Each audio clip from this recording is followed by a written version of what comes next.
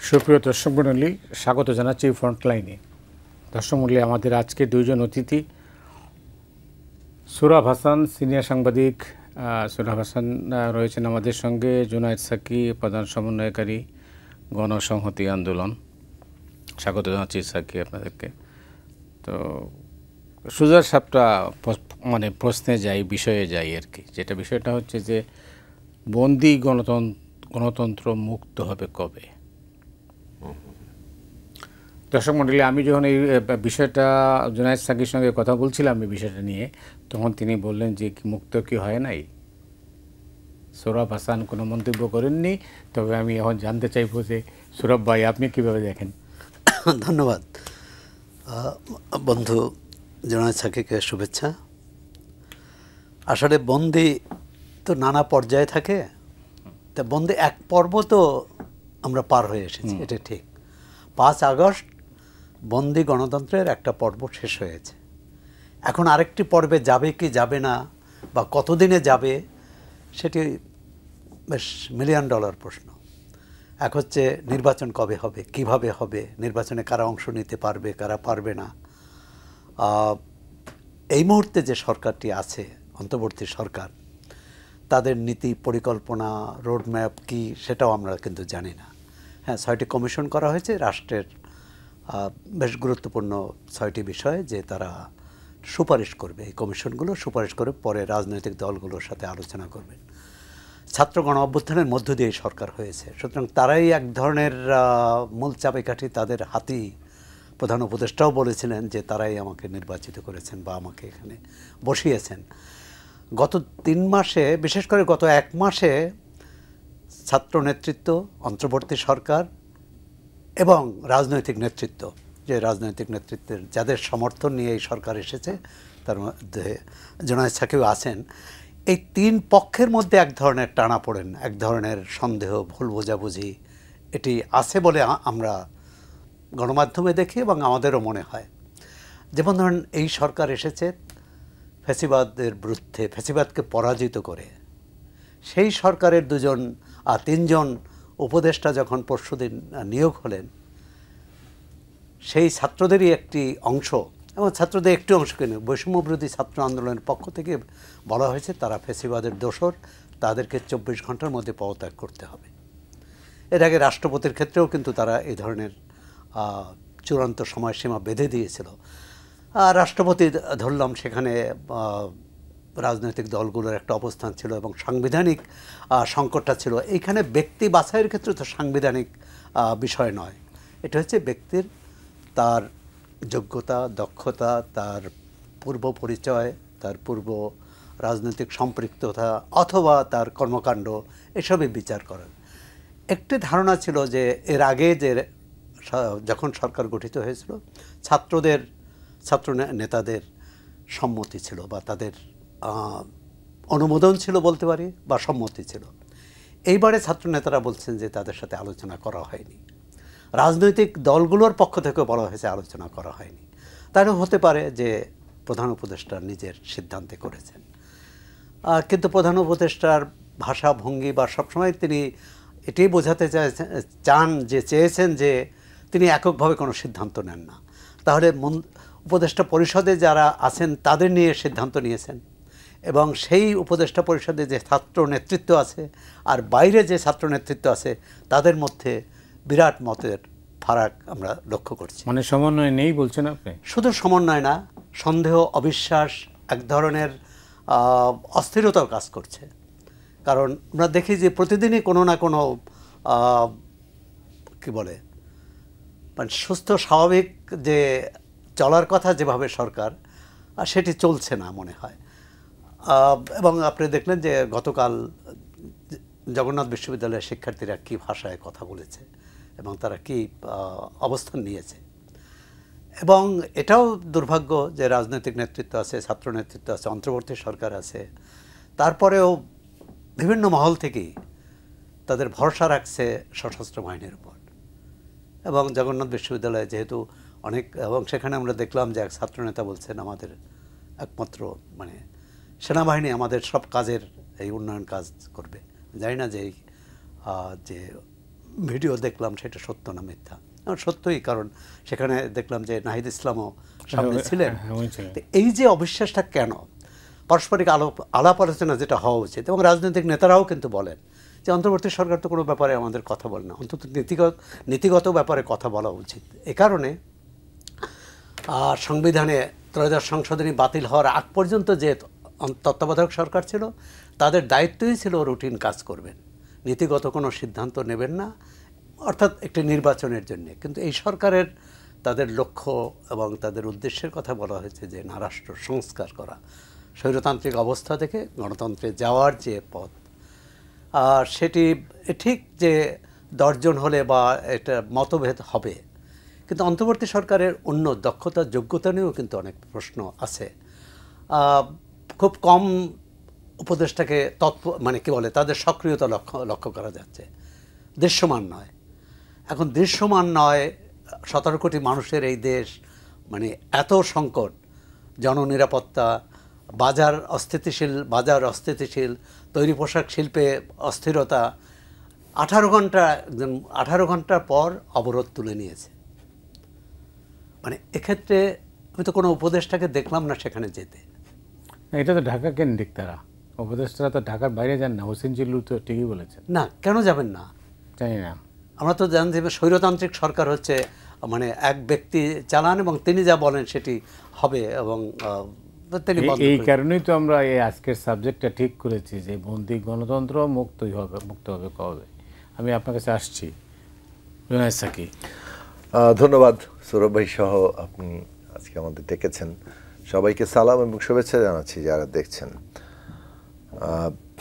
উনি ঠিকই বলেছেন যে গণতন্ত্র তো বন্দী, মানে গণতন্ত্রকে নাই করে দেওয়ার চেষ্টা করা হয়েছিল এবং অনেকটা নাই করে দেওয়া হয়েছিল। একটা খুবই হাইব্রিড টাইপ অফ শাসন, দুঃসময় বলতে পারেন আর কি, হাইব্রিড টাইপ শাসন, যেটা একটা স্বৈরাচারী ক্ষমতা কাঠামো, তারপরে তার উপরে একটা কর্তৃত্ববাদী নির্বাচন ব্যবস্থা কায়েম করা হয়েছে। আমার ইচ্ছা মতো নির্বাচন হবে, আমি যাকে ইচ্ছা তাকে যে কোনো কিছুকেই নির্বাচন বলে চালিয়ে দিতে পারবো। এবং তারপরে ধরেন আইন কানুন সংস্কার করে পার্টি রাষ্ট্র সংগঠন এমনভাবে গুছানো হয়েছে যে একটা ফ্যাসিবাদী ব্যবস্থা কায়েম করা যায়। তো এইগুলো মিলেমিশে, এবং এমনকি মাফিয়াতন্ত্র যেভাবে ধরেন টাকা পয়সা লুট হয়েছে, একটা গোষ্ঠী যেভাবে টাকা পয়সা লুট করেছে, এই সব মিলিয়ে একটা হাইব্রিড শাসন ছিল। এবং এরা যে কতটা নিষ্ঠুরভাবে ক্ষমতা আঁকড়ে ধরে থাকতে চেয়েছে সেটা আমরা তো দেখেছি 14 তারিখের পরে। এবং আওয়ামী লীগ একটা রাজনৈতিক দল যার দীর্ঘ একটা লম্বা ইতিহাস আছে, কিন্তু আওয়ামী লীগের সম্পূর্ণ রাজনৈতিক চরিত্রই প্রায় নিঃশেষিত করেছে শেখ হাসিনার নেতৃত্বাধীন এই, মানে তার যে নেতৃত্ব, যারা সরকারে ছিল, যারা মোটামুটি পার্টিকে নেতৃত্ব দিয়েছে। ফলে একটা ঐতিহ্যবাহী দল শেখ হাসিনার নেতৃত্বে এসে আমি বলবো যে 5ই আগস্ট পর্যন্ত তিনি যা দেখিয়েছেন তাতে তিনি রাজনৈতিকভাবে এই দলটিকে তার চরিত্র সম্পূর্ণ নিঃশেষিত করেছেন। এটাকে একটা খুনে বাহিনীতে পরিণত করেছেন। আপনি খেয়াল করে দেখবেন প্রায় কয়েকশো আমাদের দেশের ছাত্র, শ্রমিক, জনতা যখন যাকে হত্যা করা হলো, তারপরও সরকারের পক্ষ থেকে বলা হলো যে আমরা তো এখনো 5% আমাদের ক্যাপাসিটি ব্যবহার করিনি। তার মানে তারা আরও 95% ক্যাপাসিটি আছে যেটা দিয়ে তারা একটা মানুষ মেরে তারা ক্ষমতায় থাকতে চাইবে। এই যে একটা অবস্থান, মানে একটা পলিটিক্যাল পার্টি তো জনগণকে নিয়ে কাজ করে, সে যখন তার নিজের দেশের লোককে খুন করে ক্ষমতায় থাকতে চায় তখন আর তার কোনো পলিটিক্যাল ক্যারেক্টারটা থাকে না। তো এইটা তো বহু দেশেই হচ্ছে, একটা এমনকি নির্বাচিত সরকারের বিরুদ্ধেও গণবিক্ষোভ হয়েছে, সেই সরকার পদত্যাগ করেছে। এটা তো একটা রাজনৈতিক প্রক্রিয়া। ফলে জনগণের মধ্যে বিক্ষোভ হচ্ছে, জনগণ চাচ্ছে না, তখন সরকারকে তো ওই অনুযায়ী সিদ্ধান্ত নিতে হবে। না আমার যে কোনো মূল্যে ক্ষমতায় থাকতে হবে, তখন তার পলিটিক্যাল ক্যারেক্টার থাকে না, সে একটা খুনে বাহিনীতে পরিণত হয়। এটা শেখ হাসিনার নেতৃত্বে সম্পন্ন হয়েছে। এবং তার সবচেয়ে পরের ব্যাপারটা হচ্ছে তিনি পালিয়ে গেছেন, মানে একেবারে লক্ষণ সেনের পরে দ্বিতীয় ঘটনা পুরো এন্টায়ার হিস্ট্রিতে। এবং এটা একটা বড় ঘটনা। আমি যে কথাটা বলতে চাই যে বাংলাদেশে ইন্টারেস্টিং ফ্যাক্টর হচ্ছে যে উনি পালিয়ে গেছেন। হ্যাঁ ঠিক আছে, উনি নিজের জীবন ঝুঁকিপূর্ণ মনে করেছেন, তিনি পালিয়ে গেছেন, অথবা তিনি দেশত্যাগ করেছেন, ভদ্র ভাষায় যদি আমি বলি। এখন তারপরে তো আর আপনার কোনো মোরাল অথরিটি থাকে না রাজনীতির জায়গা থেকে। মানে আপনি করতে পারেন যে আপনি পুরো পরিস্থিতি মোকাবেলা না করে আপনি নিজেকে সেখান থেকে উইথড্র করলেন, তার মানে আপনি রাজনৈতিক প্রক্রিয়া থেকে নিজেকে উইথড্র করলেন। আপনি যখন দেশত্যাগ করেন তখন এটা আর মোরাল ওই জায়গাটা থাকে না, কিন্তু তারপরও তারাই আছেন নেতৃত্বে। এবং তারপরে যেটা সর্বশেষ আমরা 3 মাসের মধ্যে দেখলাম, আমি কথাটাতে আসছি এই কারণে যে আমরা কি পরিস্থিতির মধ্যে আছি। আওয়ামী লীগের নেতা শেখ হাসিনা তিনি এখন ফোন আলাপ করে বলছেন, ফোন আলাপ নিয়ে আমি আগে নীতিগতভাবে কথা বলতে কখনোই আমি রাজি ছিলাম না, কিন্তু আমার কাছে এই ফোন আলাপগুলো এখন অন্তত এর আগে 3টা মনে হয়েছে যে ইচ্ছাকৃতভাবে ফাঁস করা, মানে এটাই তার কমিউনিকেশনের মাধ্যম। শেষটা ইচ্ছাকৃত কিনা সেটা নিয়ে সন্দেহ আছে, কীভাবে ফাঁস হলো সেটা একটু বোঝা দরকার আছে, অথবা তাদের পুরনো পদ্ধতিতে ফাঁস হয়ে গেছে, এটা হয়তো উনি ফাঁস করতে চাননি। কিন্তু যে ধরনের কথাবার্তা বলেছেন সেটা হচ্ছে যে তিনি তো এখন পুরো দেশের বিরুদ্ধে ষড়যন্ত্র করছেন। উনি তার লোকজনকে বলছেন যে ডোনাল্ড ট্রাম্পের ছবি নিয়ে মিছিল করতে হবে, যাতে করে এটা মনে হয় যে ডোনাল্ড ট্রাম্পের র্যালি হচ্ছে, সমর্থকরা র্যালি করছে, এবং তখন এটার উপরে হামলা করলে সেই ভিডিও কিংবা ছবি তারা করে রাখবেন এবং তারা তাদের লিঙ্কে পাঠিয়ে দেবেন। ওনার সেই লিঙ্ক আছে এবং উনি পাঠিয়ে দেবেন এভাবে যে ডোনাল্ড ট্রাম্পের সমর্থকদের উপরে হামলা হচ্ছে। এভাবেই পুরো আয়োজনটা, এবং এই আয়োজনটা ভারতের অনেকগুলো সংবাদ মাধ্যম ও গণমাধ্যম এটার সাথে যে যুক্ত, এই প্ল্যানের সাথে, এটা বোঝা গেল যে টেলিফোন লিক হয়েছে, হয়তো এটা তারা জানেন না। ইন্ডিয়া টুডে ঠিক হুবহু ওই অনুযায়ী একটা রিপোর্ট করে দিল যে বাংলাদেশের ডোনাল্ড ট্রাম্পের সমর্থকদেরকে গ্রেফতার এবং হয়রানি করা হচ্ছে। তো এইটা তো পুরোপুরি বাংলাদেশের স্বাধীনতা, সার্বভৌমত্ব, এই দেশের ব্যাপারে একটা সরাসরি উনি যে একটা ষড়যন্ত্র করছেন তার নিজের গদি কিংবা নিজের স্বার্থে, এটা পরিষ্কার। তো এরপরে তার পলিটিক্যাল মোরাল ন্যূনতম কোনো জায়গাতে নেই, মানে এক হচ্ছে মানে তার বিচার হওয়া দরকার। রাজনৈতিকভাবে আমার মনে করি যে একটা নিঃশেষ জায়গায় গেছে। এইরকম একটা ব্যবস্থা থেকে আমরা মানে মুক্ত হয়েছি, কিন্তু এই ব্যবস্থাটা তো একজন ব্যক্তি কিংবা তার নেতৃত্বাধীন কিছু মানুষজনই আসলে এই জিনিসটা করে নাই। এটা একটা ব্যবস্থা দিয়ে উনি এটা চালু করতে পেরেছিলেন, যেটাকে আমরা ফ্যাসিস্ট ব্যবস্থা বলছি। পুরো রাষ্ট্রের প্রাতিষ্ঠানিক কাঠামো থেকে শুরু করে আইন কানুন, বহু মানুষ এবং তারা বহাল তবিয়তে আছে। ফলে লড়াই কিন্তু এবার দুটো ছিল, এবং এটা পলিটিক্যাল পার্টিগুলোর দিক থেকে এসেছিল। সরকারের পদত্যাগ এবং শাসন ব্যবস্থার বদল, ফ্যাসিস্ট সরকারের পদত্যাগ কিংবা ফ্যাসিস্ট ব্যবস্থার বিলোপ, নানাভাবে কথাটা এসছে। কিন্তু মূল কথা হচ্ছে কেবল সরকার পরিবর্তনে আমাদের থামছি না আমরা। তো সরকার পরিবর্তন হয়েছে, যেটা সোহরাব ভাই বললেন, দ্বিতীয় পর্বে আমরা আছি ব্যবস্থার বদল ঘটছে কিনা। ব্যবস্থার বদলের একটা অংশ হচ্ছে নির্বাচন। আমি কিন্তু দুটো জিনিসকে এভাবে দেখি যে সংস্কার আর নির্বাচন দুটো পরস্পর বিরোধী, মুখোমুখি জিনিস না। সংস্কার অনেকগুলো সংস্কার ছাড়া একটা ন্যূনতম গ্রহণযোগ্য নির্বাচন হবে না বাংলাদেশে। এই সেটআপের মধ্যে কিভাবে নির্বাচন হবে? গাপটি মেরে সব জায়গায় বসে আছে, কি প্রশাসনে, কি আইন শৃঙ্খলা বাহিনীতে, কি সব জায়গায়। ফলে এটা একটা পুনর্গঠনের প্রয়োজন আছে। আবার আমরা যে মানুষের যে স্বপ্নটা, আকাঙ্ক্ষা, রাজনৈতিক দলগুলো কিন্তু রূপান্তরের প্রশ্ন তুলেছে। মেরামত, রূপান্তর, সংস্কার, রাজনৈতিক বন্দোবস্ত, রিপাবলিক, এই সবগুলো কথা পলিটিক্যাল পার্টির মুভমেন্টের ভেতরেই গত 20 সালের পর থেকে, বিশেষত মানে কোভিড কাল থেকে রাজনীতি যখন আমরা শুরু করতে পারলাম, তারপর থেকেই পুরো কথাগুলো এসছে। কারণ 30 ডিসেম্বরের অনুষ্ঠেয় নির্বাচনটি, যেটা 29 তারিখে ভোট ডাকাতির হলো, তারপরে কিন্তু মানুষ আর এই ব্যবস্থায় কোনো নির্বাচন হবে, এটা রাজনৈতিক দলগুলো, এমনকি বিএনপির মতো বড় দলও আর সেই জায়গায় থাকেনি। ফলে একটা পলিটিক্যাল কনসেনসাস তৈরি হয়েছে যে এর বিরুদ্ধে গণ আন্দোলনই করতে হবে, অভ্যুত্থান তৈরি করতে হবে না। অভ্যুত্থান তো ঘটানো যায় না, অভ্যুত্থান তো নানা শর্তের ভিতর দিয়ে সৃষ্টি হয়। সেই শর্তগুলোর জন্য আন্দোলনটা হয়েছে, লড়াই হয়েছে, একটা লক্ষ্য ঠিক হয়েছে। সেই লক্ষ্য হচ্ছে নতুন বন্দোবস্ত, রাষ্ট্র ব্যবস্থার সংস্কার। ছাত্ররা এই সমস্ত আকাঙ্ক্ষাই ধারণ করেছে এবং ছাত্র আন্দোলনের মধ্য দিয়ে তারপরে পুরো যেটা শ্রমিক জনতার সমস্ত গণ আন্দোলন অভ্যুত্থানের রূপ নিল। এত রক্তপাত, এত আত্মত্যাগ, মানুষের স্বপ্ন এবং সীমাটা কিন্তু আরো বড় হয়েছে। এখন এই বড়টা আমরা রাজনৈতিক দল সহ সবাই মিলে চ্যালেঞ্জটা গ্রহণ করতে পারবো কিনা, এটা আমাদের সামনে একটা চ্যালেঞ্জ। দ্বিতীয় হচ্ছে অন্তর্বর্তী সরকার। আমি একটু শেষ করে, আমাকে 1 মিনিট সময় দেন। অন্তর্বর্তী সরকার এই সবার সমর্থনে গড়ে উঠেছে। তাদের একটা বড় সমস্যার জায়গা তৈরি হচ্ছে। আমরা প্রথম থেকে বলে আসছি যে আপনারা 5 থেকে 8 তারিখ ছাত্রদেরকে বলা হয়েছে যে ছাত্রদের অগ্রণী ভূমিকা রেখেছে, তাদের সাথে আলাপ আলোচনা করে, অন্য স্টেক হোল্ডারের সাথে আলোচনা করে সরকার গঠন করেন। তখন সরকারের চরিত্র কি হতে পারত, এটা তখন একটা নির্ধারণ করা যেত। যে চরিত্রই তারা নির্ধারণ করেছে, সেই চরিত্র নির্ধারণের পর যখন আজকে আমরা 3 মাস, প্রায় মানে 100 দিনের দিকে যাচ্ছি, তখন জন আকাঙ্ক্ষা যেটা, এটা কেবলমাত্র কোনো একটা নির্দিষ্ট পক্ষ দ্বারা প্রকাশিত হচ্ছে না, যে ছাত্রই একমাত্র জন আকাঙ্ক্ষার প্রকাশক। ছাত্ররা আছে, রাজনৈতিক দলগুলো আছে, শ্রেণী পেশার অংশীজনরা আছে, আরও অংশীজনরা আছে। ফলে সবাই এখন জন আকাঙ্ক্ষার প্রতিনিধি। তাদের সাথে আলোচনা না করে অন্তর্বর্তী সরকার যে কোনো সিদ্ধান্ত নিলে সেটা মানে নানা ধরনের বিতর্কের জন্ম দিবে।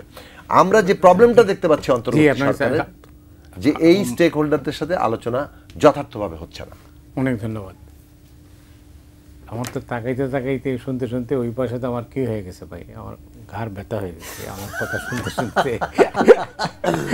আপনার কি বলা হয়, আপনি কি দেখেন? আমি ফিরলাম এইদিকে, না জুনায়েদ সাকি বামপন্থী তো বলেন।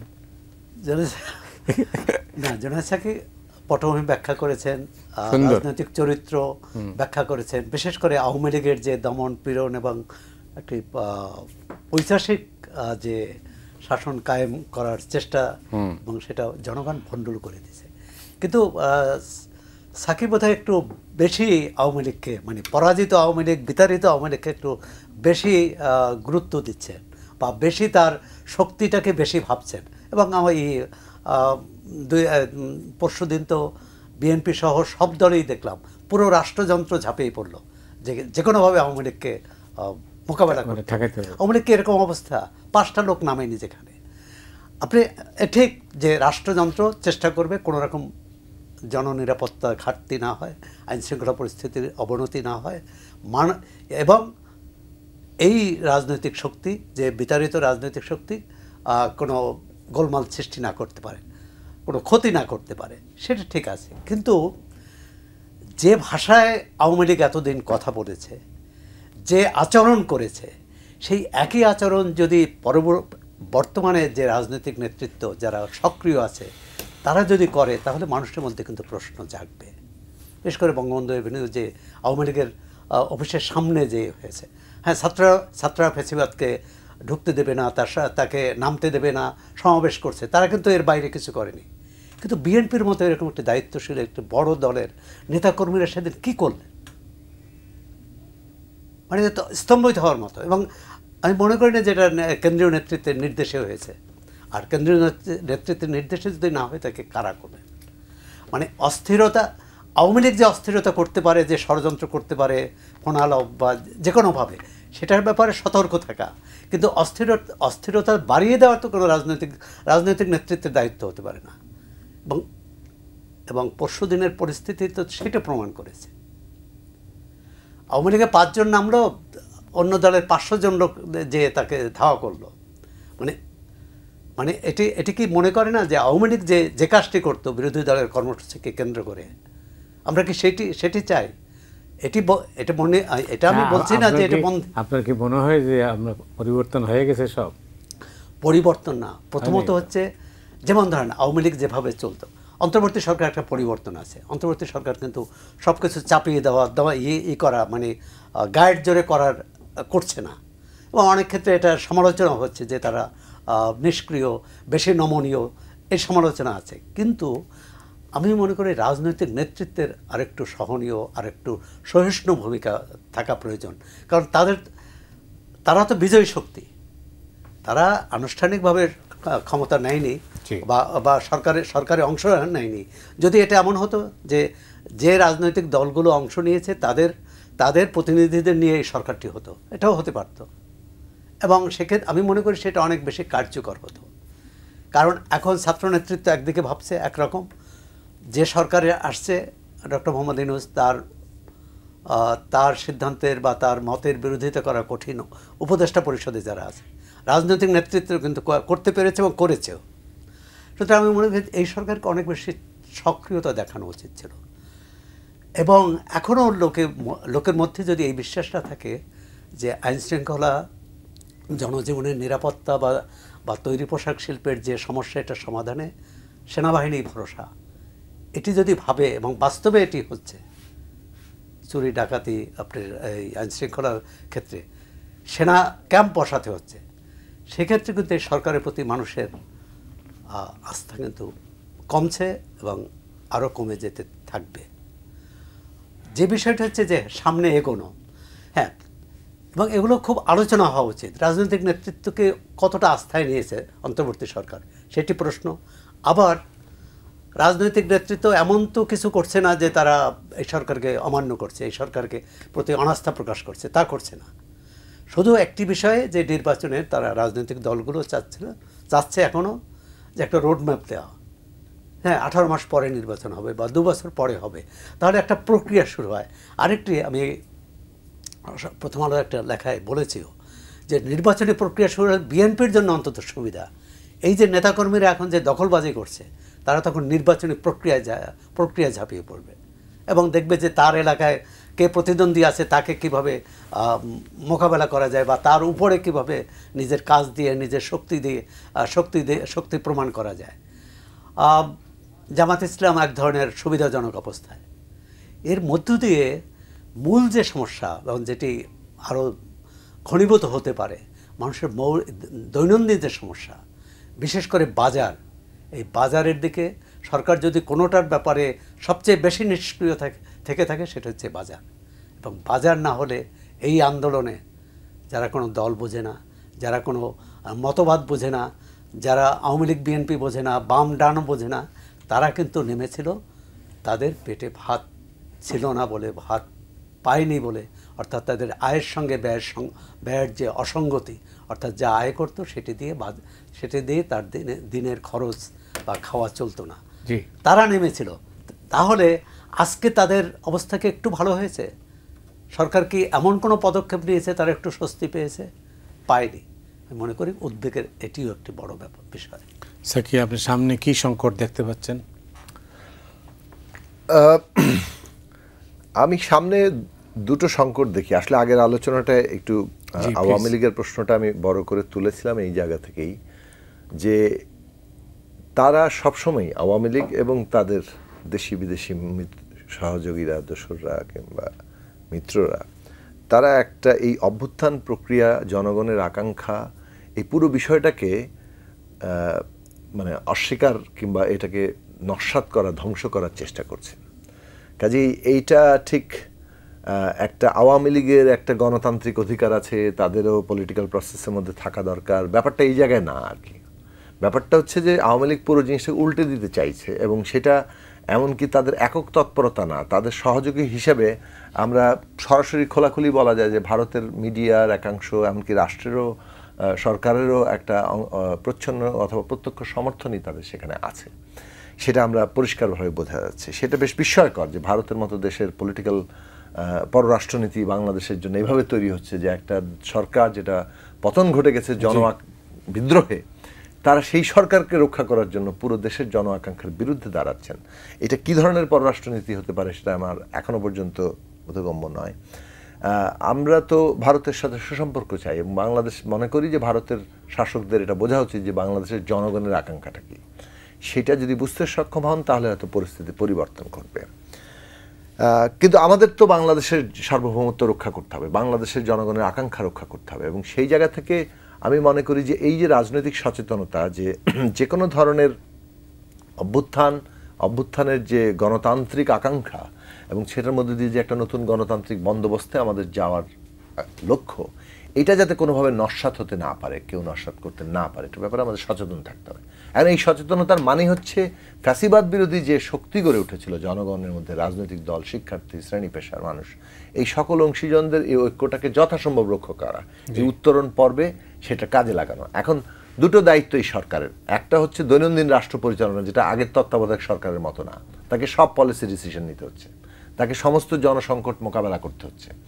কাজেই এইটা একটা জরুরি কাজ, যেখানে প্রতিষ্ঠান পুনর্গঠনের মতো একটা কাজ আছে যেগুলো ভেঙে পড়ার উপক্রম হয়েছিল, যেখানে ন্যায় বিচার শুরু করার একটা কাজ আছে, শহীদদের তালিকা, আহতদের চিকিৎসা, এই পুরো ব্যাপারটা দেখার ব্যাপার আছে, দ্রব্যমূল্য, অর্থনৈতিক চ্যালেঞ্জ মোকাবেলার বিষয় আছে। এখন এইগুলো মেজর যে কাজ, এই মেজর কাজে তাদেরকে দায়িত্ব পালন করতে হচ্ছে। আবার পাশাপাশি তাদের রাজনৈতিক উত্তরণ পর্বের একটা কাজ আছে, একটা নতুন বন্দোবস্ত, তার গণতান্ত্রিক সংবিধান কেমনে হবে, আইনের সংস্কার কিভাবে, রাষ্ট্রের প্রতিষ্ঠানগুলোর সংস্কার কিভাবে, একটা নির্বাচন কিভাবে তারা আয়োজন করবে, এই পুরো কাজটাই একটা নিজেই বিশাল কাজ। আবার তাদের দৈনন্দিন রাষ্ট্রের সংকট মোকাবেলা, তার জন্য সরকারের আকার ছোট। এখন এইটা একটা সংকট। এই জন্য আমরা বলেছিলাম যে আপনাদের সরকারের সমর্থনের ভিত্তি যারা শিক্ষার্থী, রাজনৈতিক দল এবং অন্যান্য শ্রেণী পেশার অংশীজন এবং নানা ধরনের প্রাতিষ্ঠানিক অংশীজন, সকল অংশীজনের নিয়ে একটা কাঠামো তৈরি করেন যাতে তারা আপনাদেরকে নিয়মিত একটা কনসালটেশন হতে পারে এবং তার ফলে তাদের কাজের যে ভিত্তিটা, সেটা কিভাবে হতে পারে? আমরা বলেছিলাম একটা জাতীয় রাজনৈতিক কাউন্সিল গঠন করেন যেখানে আমরা নিয়মিত বিরতিতে মেজর ডিসিশনগুলো নিয়ে আলাপ করতে পারি, তাহলে তাদের এই সংকটটা হবে না। আজকে আপনারা যে প্রসঙ্গটা তুললেন, উপদেষ্টার থেকে শুরু করে বিভিন্ন প্রশ্নে নানা ধরনের পার্থক্য হয়ে যাচ্ছে, ছাত্ররা নেমে যাচ্ছে। এখন এটা আলোচনা, কনসালটেশনের জায়গাটা যদি থাকে, তাহলে সরকার কিন্তু একটা রাজনৈতিক সরকার না যে আমরা ম্যান্ডেট পেয়েছি, আমরা যেভাবে চালাবো সেটাই আমাদের ম্যান্ডেট। এই সরকারের ম্যান্ডেট যারা দিবে তার প্রতিনিধিরা কিন্তু আছে, স্টেক হোল্ডাররা। তারা যদি বিচ্ছিন্ন থাকে তাহলে যে পরিস্থিতির সৃষ্টি হবে, সেই পরিস্থিতিটা এই সরকারের মোকাবেলা করার সামর্থ্য নেই। 20-22 জন 24 জন মানে উপদেষ্টা মিলে তো সেটা করে ফেলতে পারবেন না। ফলে তাদের এটা জায়গাটা বোঝা দরকার যে তাদের সমর্থন ভিত্তি যারা, তাদের সাথে তাদের প্রতি মুহূর্তে কনসালটেশন দরকার। কী কারণে? ধরুন একটা সিদ্ধান্ত নেবে তারা, যেটা হয়তো সম্ভাব্য প্রতিক্রিয়া নিয়ে তারা ভাবছেন। রাজনৈতিক দল কিংবা শিক্ষার্থী কিংবা অংশীজনরা যখন তার সাথে কনসালটেশনে বসবে, তারাও কিন্তু শক্তি পাবে যেসব প্রতিক্রিয়া মোকাবেলা হবে না, কারণ মোকাবেলা তারা যথেষ্ট ভালো মতোই করতে পারবেন। এইটা একটা জায়গা। অন্য জায়গাটা আরও অধিকতর গুরুত্বপূর্ণ, বিশেষত রাজনৈতিক উত্তরণ পর্ব। আমি সেখানে সবচেয়ে বড় চ্যালেঞ্জ দেখি।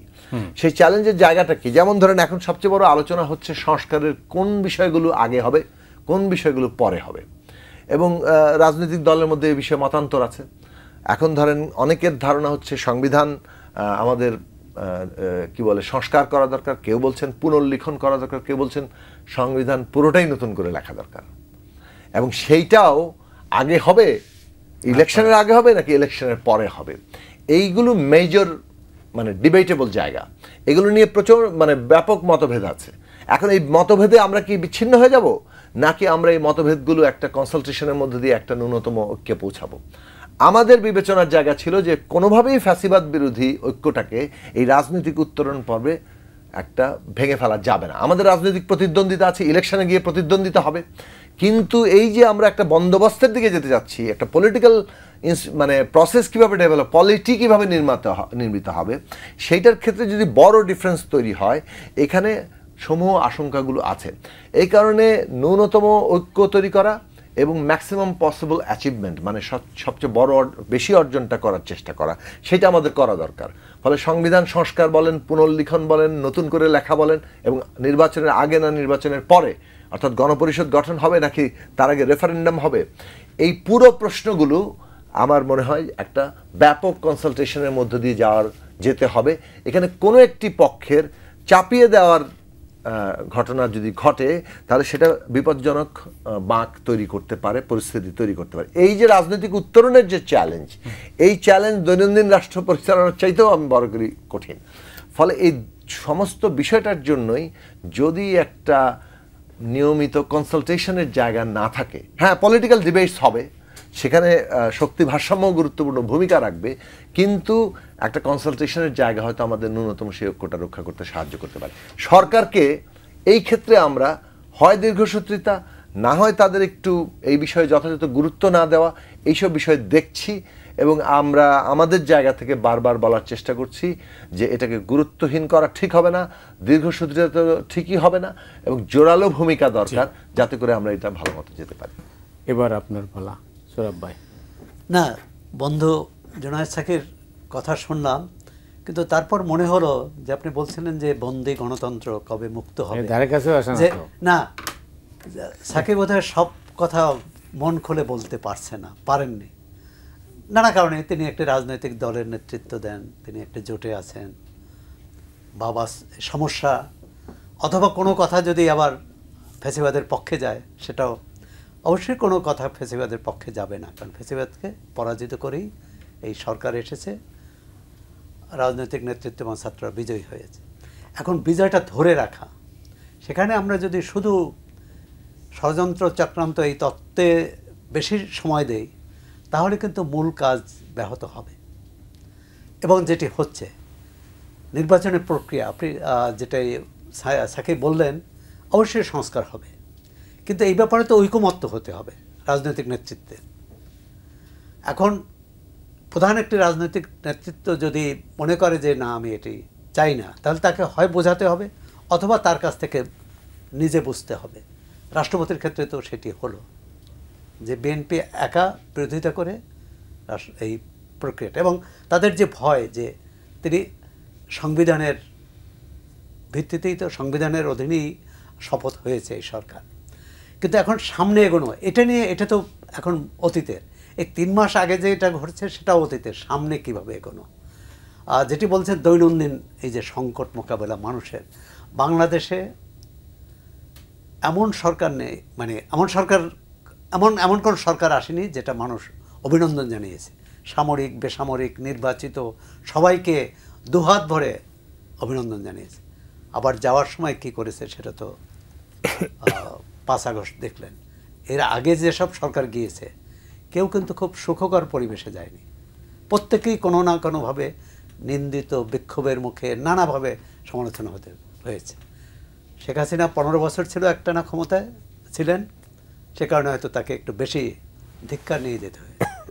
ভবিষ্যতে কোনো সরকারকে ধিক্কার না নিতে হয়, নিন্দিত না হতে হয়, এরকম একটি ব্যবস্থা আপনারা রাজনীতি করেন, রাজনৈতিক নেতৃত্ব দেন, আপনাদের কাছে কিন্তু জনগণের প্রত্যাশা। অর্থাৎ আপনার দায়িত্ব নেয়ার দিন যেরকম সরকারের যে চরিত্র থাকবে, যে ভূমিকা থাকবে, যে আচরণ থাকবে, শেষ দিন পর্যন্ত অন্তত একটি সরকার তো 5 বছর। এখন মূল সমস্যা হচ্ছে কিন্তু নির্বাচনটা কিভাবে হবে, গণতন্ত্রের এই বন্দি গণতন্ত্র কিভাবে মুক্তি পাবে। আমরা যদি আরো একটু পিছনে যাই, 1987 সালে নূর হোসেন কিন্তু এই তার বুকে পিঠে স্বৈরাচার নিপাত যাক, গণতন্ত্র মুক্তি পাক, এই মানে বুকে পিঠে এই স্লোগানেকে পুলিশের হাতে গুলিবিদ্ধ, মানে মারা গিয়েছিলেন পুলিশের গুলিতে। 37 বছর হলো গণতন্ত্র এখনো মুক্তি পায়নি। কিভাবে মুক্তি পাবে? আমরা বারবার কিন্তু স্বৈরাচারের পতন ঘটাই, কিন্তু গণতন্ত্রের মুক্তি পায় না। না পাওয়ার একটা বড় কারণ আমরা একসঙ্গে চলার যে মানে মানসিকতা সেটা ধারণ করি না। আপনি দেখেন 5 আগস্টের পরে, মানে 8 আগস্ট যেদিন সরকার গঠন হয়েছে, তখনকার যে মানুষের উচ্ছ্বাস, মানুষের প্রত্যাশা, মানুষের যে মানুষের অনুভূতি, আর আজকের অনুভূতি কিন্তু অনেকটা পাল্টে গেছে। এমনকি আপনি বললেন ছাত্র নেতৃত্ব, রাজনৈতিক নেতৃত্ব এবং অন্তর্বর্তী সরকারের মধ্যে যে বিভাজন, যে দূরত্বটা কাটাতে হবে যে কোনো প্রক্রিয়া গেলে। আর আমি তো মনে করি যে একটি সময়সূচি বেঁধে দেওয়া উচিত এই সরকারের, কারণ না হলে এই সংশয় সন্দেহটা থাকে, এবং যারা মনে করে আমরা নির্বাচন হলেই ক্ষমতায় যাব, তার জন্য এটি বেশি তাড়া থাকবে। তো সুতরাং এটি এবং প্রক্রিয়াটা কিভাবে হবে। বিএনপি তো বলেছিল যে নির্বাচনের পর তার জাতীয় সরকার গঠন করতে চায়। আমি জানি না যে এটি গণতন্ত্র মঞ্চ এর অংশীদার হবে কিনা। জামাতের মনোভাবে বা তাদের ভাষাভঙ্গিতে মনে হয় যে তারা এর অংশীদার হতে চায় না, তাহলে কিন্তু জামাত বিরোধী দল হয়ে যাবে। আরেকটি যে বিষয়, 5 আগস্টের পর এত ঠিক যে প্রান্তিক মানুষ, সংখ্যালঘুর অনেক ভারতীয় গণমাধ্যম অনেকে অনেক অতিরঞ্জন করতে পারে, কিন্তু তারপর তো এও ঠিক যে সংখ্যালঘু হওয়ার কারণেও অনেকে নিগৃহীত হয়েছে, অনেকে পদচ্যুত হয়েছে, অনেকে মার খেয়েছেন। এটি কিন্তু স্বীকার করতে হবে। আবার আমরা সবাই ঐক্যবদ্ধ হলে যে কাজটি করতে পারি, পুজোর সময় দেখা গেছে যে কোনো অঘটন ঘটে। ভাই, আমি আপনার কাছে আসছি পরে। জুনায়েদ সাকি, আপনার বিবেচনা, আপনি কবে নির্বাচন দেখতে পাচ্ছেন? নির্বাচনের দিনক্ষণ তো আর আমি বলতে পারি না, কিন্তু আমি মনে করি যে আলোচনাটা আমি এর আগেও করলাম যে আমরা বারবার অন্তর্বর্তী সরকারের সাথে যখনই কথা হচ্ছে অফিশিয়ালি আনঅফিশিয়ালি, এই কথাটাই তাদেরকে বলছি যে আপনাদের কাজটা, আপনাদের সফল হতে হবে, আপনাদের ব্যর্থ হওয়ার কোনো সুযোগ নাই। কারণ এই প্রসেসটা সম্পন্ন করতে হবে। আপনারা স্টিয়ারিংয়ে আছেন, কিন্তু আপনারাই একা না। আর এই পুরো প্রসেসটা কিন্তু সবাই মিলে যাচ্ছে, সবাই মিলেই জাহাজের মধ্যে এখানে আছে, এবং আমাদেরকে একটা গন্তব্যে পৌঁছাতে হবে, সেটা হচ্ছে একটা গণতান্ত্রিক উত্তরণ। এখন এই যে স্টিয়ারিংয়ে যারা আছেন তারা কোনোভাবে ফেল করলে তো আমরা সবাই মিলে ডুববো। কাজেই ওই স্টিয়ারিংয়ে এনারা ফেল করতে পারবেন না। এখন তাদেরা যাতে কোনো দোদুল্যমানতা না থাকেন, দীর্ঘসূত্রিতায় না পড়ে যান, একটা সংকটের মধ্যে না পড়েন, সেই জন্যই আমি বারবার কনসালটেশনের কথা বলছি যে যারা তার শক্তির ভিত্তি তাদের সাথে আলাপ আলোচনাটা লাগবে। এখন এই আলাপ আলোচনাটা যদি নিয়মিত হতো, ইতিমধ্যেই হয়তো রোডম্যাপ সম্পর্কে আরও স্পষ্ট ধারণা হতো। যেটা বারবার বলছি যে কি কাজ আমরা করব এবং তার সময়সীমা কতটুকু লাগবে, এটুকু জানা গেলেই কিন্তু রোডম্যাপটা চলে আসে। এবং সেটা তো স্টেক হোল্ডারদের সাথে, অংশীজনদের সাথে কনসালটেশন, আলাপ আলোচনার ভিত্তিতে হতে হবে।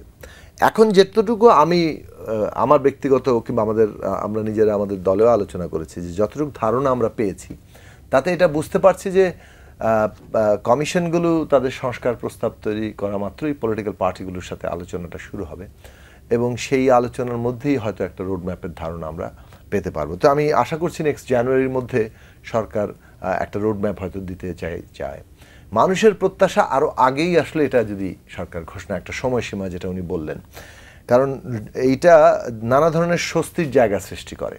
মানুষ একটা টার্গেট পায়, তার সে অনুযায়ী তার কর্মকাণ্ডকে সে পরিকল্পনা করতে থাকে এবং এটার একটা ইম্প্যাক্ট কিন্তু ইকোনমির মধ্যেও পড়বে। মানে আপনি তখন একটা নিশ্চয়তার জায়গায় যাবেন, ফলে অর্থনীতি অনেক দিক থেকে একটু কনফিডেন্স বাড়বে, বিনিয়োগের পরিবেশটা ভালো হবে ইত্যাদি জায়গাটা আসবে। ফলে অনেক বিবেচনায় আমার মনে হয় যে সরকারকে এই রোডম্যাপের ব্যাপারে খুব দ্রুতই একটা আলাপ আলোচনার ভিত্তিতে একটা জায়গায় যাওয়া তাদের দরকার। আমার মনে হয় যে রাজনৈতিক স্থিতিশীলতার জন্য এটা খুব জরুরি। আর যে কথাটা আগে বলছিলাম যে মানে যে সম্ভাব্য মানে ইয়েগুলো আমাদের এখানে যে মতপার্থক্যগুলো তৈরি হচ্ছে, সেটা যাতে আমরা যথাসম্ভব আলাপ আলোচনার প্রক্রিয়াতেই উত্তরণটা ঘটানো যায় এবং জনমতের রিফ্লেকশনটা কিভাবে ঘটবে সেই পথটাও আমাদের তৈরি করা যায়। অনেক ক্ষেত্রে হতে পারে যে ঠিক আছে, জন আকাঙ্ক্ষা তৈরি কীভাবে হবে, জন আকাঙ্ক্ষার প্রকাশটা কীভাবে হবে, একটা অভ্যুত্থানের মাধ্যমে হবে, আবার রাজনৈতিক সংগ্রামের মধ্যে দিয়ে হবে, নাকি একটা নির্বাচনের মধ্যে হবে, সেই বিষয়েও আমরা যথাসম্ভব আমাদের উত্তরণের মধ্যে ঐক্যের জায়গাগুলো যদি আমরা রক্ষা করতে পারি, তাহলে আমরা দ্রুত একটা জায়গায় পৌঁছাতে পারবো। এই পৌঁছানোটা আমি দরকার মনে করি এবং সেক্ষেত্রে বাংলাদেশের মানুষের আকাঙ্ক্ষা, বারবার বলি যে সোজাসাপটা ব্যাপার, আমি যদি দুটো পক্ষ করি, যে শিক্ষার্থী সহ যে জনগণের যে আকাঙ্ক্ষাটা তৈরি হচ্ছে, বিশেষত যে আমরা আর ফ্যাসিবাদে ফিরতে চাই না, এটার মধ্যে কতগুলো আন্ডারলাইং কথা আছে, মানে বিটুইন লাইন্স বলে না, দুই লাইনের মাঝখানে যে পাঠ করা, সেটা হচ্ছে যে অতীতে যে ব্যবস্থাটা ছিল, অতীতে যারা শাসন করেছে তাদের প্রতি আস্থা অনাস্থার একটা প্রশ্ন আছে, কতটা পরিবর্তন আসলে কি আদৌ হবে কিনা। কাজে আমরা মৌলিক পরিবর্তন চাই, এটা কিন্তু ছাত্র জনতার আকাঙ্ক্ষা। এই আকাঙ্ক্ষা এখন রাজনৈতিক দলেরও আকাঙ্ক্ষা, কারণ রাজনৈতিক দল নিজেই কথাগুলো বলে এসছে, বিশেষত ফ্যাসিবাদ বিরোধী রাজনৈতিক দলগুলো। কিন্তু রাজনৈতিক দলগুলো যতটুকু সীমা নির্ধারণ করেছিল লক্ষ্য, মানুষ তার চাইতেও আরও বড় লক্ষ্যের দিকে পৌঁছাতে চায়। এইটা রাজনৈতিক দলগুলোর সামনে একটা চ্যালেঞ্জ, তারা কিভাবে এই জিনিসটাকে মানুষের আশাটা পূরণ করবে। ফলে আমি মনে করি দুই দিক থেকেই একটা প্রশ্ন আছে যে রাজনৈতিক দলগুলোকেও মানুষের আকাঙ্ক্ষা ধারণ করার চেষ্টা করতে হবে পরিবর্তিত বাস্তবতা, বিশেষত 5ই আগস্টের পরে। অন্যদিকে আমাদের তরুণ শিক্ষার্থীদেরকে একটা জায়গায় ইয়ে করতে হবে যে আমরা কতটা সম্ভব অ্যাচিভ করতে পারি এই মুহূর্তে ঐক্যমত্যের জায়গা থেকে, যাতে করে বড় ধরনের একটা এটাকে কি বলে যে সংকটে আমরা না পড়ি, সেইটার চেষ্টা করা দরকার। কারণ রাষ্ট্র নির্মাণের, এটাকে ডেমোক্রেটাইজ করার প্রসেসটা একটা কন্টিনিউয়াস প্রসেস, এটা এমন নয় যে একটা জায়গায় এসে এটা শেষ হয়ে গেল। আমরা তো সংকটে ছিলাম এবং আছি, পরে কী হবে জানি না, যেটা আপনি বলছেন আমরা পড়তে পারি। সুরাব ভাই, আপনি বলছি যে জবাবদিহিতা না থাকলে এই সংস্কার কাজে আসবে কি না? জবাবদিহি তো থাকতেই হবে। এখন জবাবদিহিটা কীভাবে তৈরি হবে, সরকারের প্রধান উপদেষ্টা কিন্তু বলেছেন যে আমরা ভুল করে শুদ্ধ করার চেষ্টা করি। যদি ভুল আমরা সিদ্ধান্ত নেই, কোনো সিদ্ধান্ত ভুল হলে বা সমালোচনা হলে, প্রতিবাদ হলে, তারা এটি কারেকশন করার চেষ্টা করে, সংশোধন করে। এখন ভুলের মাত্রা যদি বেশি হয়, ভুলের পরিমাণ যদি বেশি হয়, এখন এই যে অন্তর্বর্তী সরকার 24 জনের, এটা নিয়ে তো প্রশ্ন এসেছে। এখন এই প্রশ্নের জবাব কে দেবে? একমাত্র অন্তর্বর্তী সরকারই দিতে পারে। আমি জানি না যে রাজনৈতিক দলগুলোর পক্ষ থেকে তারা কোনো প্রশ্ন করবেন কিনা সরকারের কাছে, আমি মনে করি করা উচিত। ছাত্ররা করেছে, বা ছাত্রদের প্রশ্ন যদি ভুল হয় ছাত্রদের বোঝাতে হবে। এই যে দূরত্ব যদি হয়ে যায়, ছাত্ররা আন্দোলনে থাকবে, সরকার সরকারের মতো থাকবে, রাজনৈতিক দলের মতো থাকবে, তাহলেই কিন্তু আপনি বলতে পারেন ওই যে পুরানো স্বৈরাচার আবার মানে এই সুযোগটা নেবে। তো সুতরাং স্বৈরাচার ঠেকানোর জন্য কিন্তু মূল হচ্ছে যে ঐক্য, যেটা জুনায়েদ সাকিব পুরনো স্বৈরাচার আবার নতুন স্বৈরাচারও আছে, মানে নতুন স্বৈরাচার কোন দিক থেকে নতুন স্বৈরাচার বের হবে, কোথা থেকে কিভাবে বের হবে এটা আমরা জানি না। তবে আমরা কোনো স্বৈরাচারই চাই না, এমনকি ভবিষ্যৎ স্বৈরাচারও চাই না। আর সেটি হচ্ছে সবার আগে আমি বলবো জনজীবনের সমস্যা সংকট, এটা দূর করতে হবে।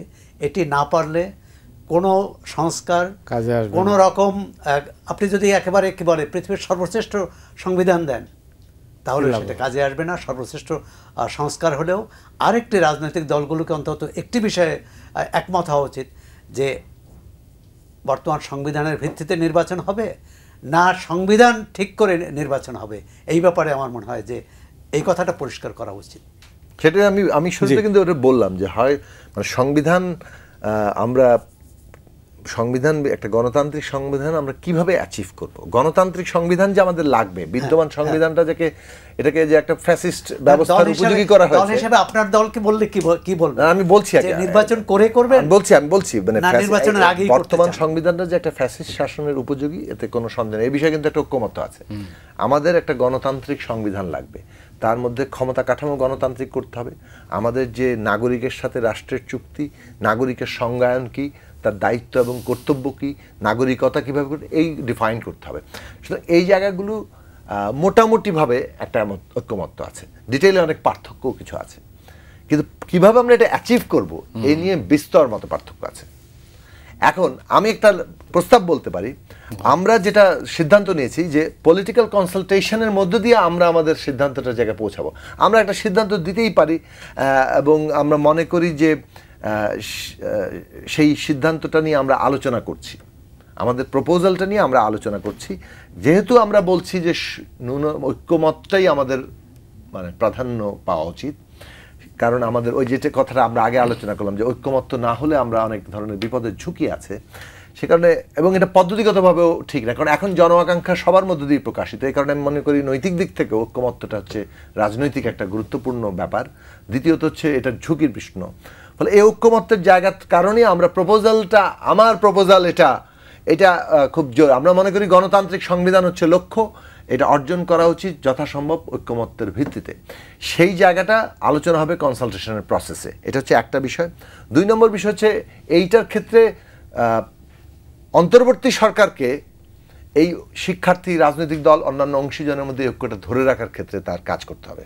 অন্তর্বর্তী সরকার যদি কোনো আবার মানে এই যে সকলকে ধারণ করার যে জায়গাটা, এক্ষেত্রে অন্তর্বর্তী সরকারের খুবই বিচক্ষণ ভূমিকা রাখতে হবে। এটা 1 নম্বর।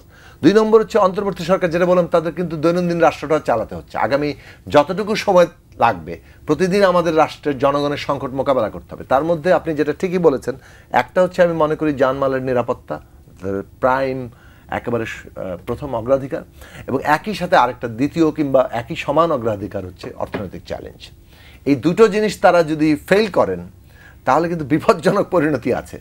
ফলে আমাদের এই কারণেই বারবার বলছি যে আমরা তো অনুভব করছি সমাজে, যেহেতু আমরা কোনো না কোনোভাবে আছি, কাজ করি, মানুষের সাথে কথা বলি, তাদের পরিস্থিতিগুলো জানি, তারাও জানেন, কিন্তু এইটা সমাধানের পথটা, তাদের সবগুলো সিদ্ধান্ত যে খুব প্রুডেন্ট কিংবা কার্যকরী হচ্ছে, এই ক্ষেত্রে কিন্তু পার্থক্য আছে।